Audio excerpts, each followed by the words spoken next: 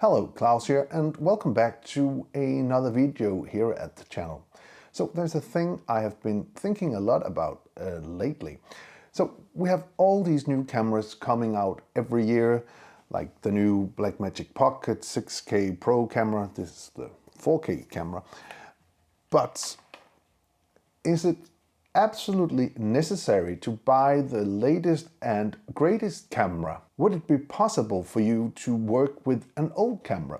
So actually I thought I would do an experiment. Can you make a good video using an old camera? So in this case I'm going to use my beloved Blackmagic Pocket Cinema Camera Original.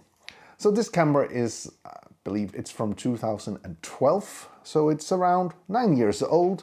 It has some quirks, it has a small screen, and I'm sure if we build this up, we could make it work pretty well. So I'm actually going to figure out if the Blackmagic Pocket Cinema Camera Original is worth still using here in 2021.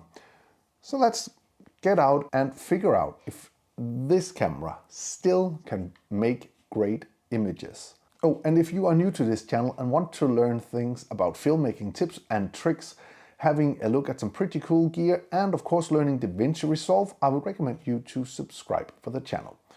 Okay, with that out of the way, let's get shooting. Okay, so before I start to shoot with this thing here, I'm just going to mention a couple of things.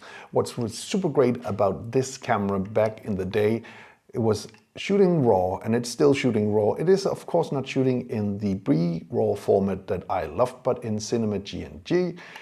However, it does also shoot in ProRes, and so for the test I'm going to do, I might shoot in both of them. However, since the battery life on the camera is about 20 minutes because of the Nikon batteries that this camera uses, I'm going to have to rig up the camera, and I'm going to do that on my tilde cage I found in a box because it has been a while since I've used this. However, I do also want to try to shoot with this camera using my anamorphic lenses from Siri, and since this is micro four thirds and micro four thirds, that should work out pretty well.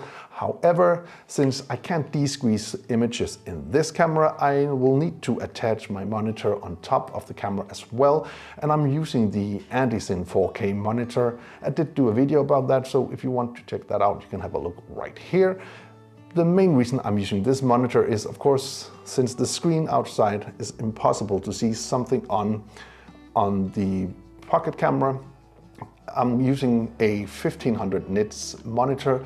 That's the one reason. The second reason is that I can de-squeeze the image on the monitor, so I can actually do framing while shooting on the anamorphic lenses.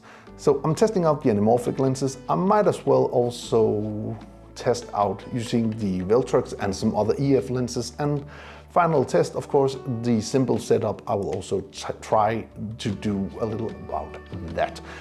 That out of the way, let's get shooting. So for the first test shots, I choose to shoot in ProRes, and I'm using my Siri anamorphic 35mm lenses, and it's just some basic shots outside with natural light.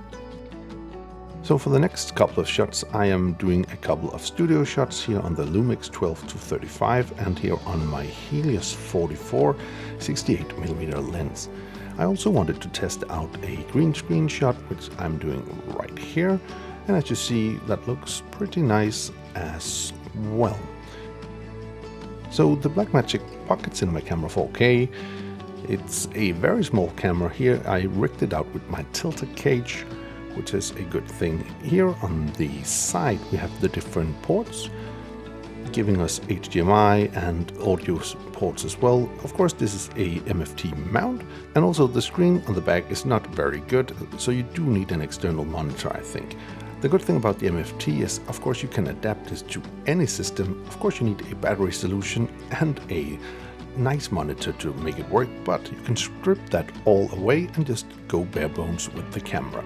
So if you have a chance to get this camera, I would actually recommend that you do so. I know it's a 1080 camera, but it's a great 1080, and if you shoot this in the RAW format, Upscaling to 4K is no problem. And also, you might be able to get a pretty good deal on cages and stuff like that on eBay. Anyway, I do hope you found this little video useful. If you did, please hit that subscribe button, give the video a like, share it with your friends if you think it would help them out, and if you want to be notified every time there's a new video on this channel, please hit that bell icon down in the corner. Until next time, keep filming, keep learning, and keep sharing.